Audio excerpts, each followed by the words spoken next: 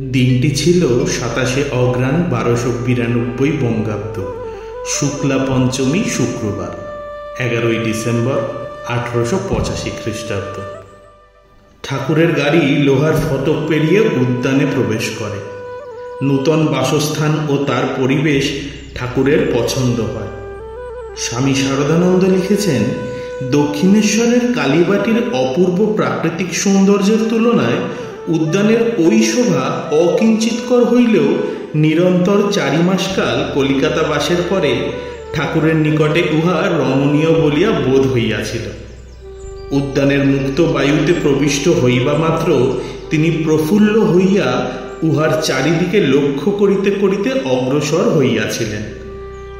আবার দ্বিতলে তাহার বাসের জন্য নির্দিষ্ট প্রশস্ত ঘরখানিতে প্রবেশ করিয়াই প্রথমে তিনি উহার দক্ষিণে অবস্থিত ছাদে উপস্থিত হইয়া কিছুক্ষণ উদ্যানের শোভা নিরীক্ষণ করিয়াছিলেন।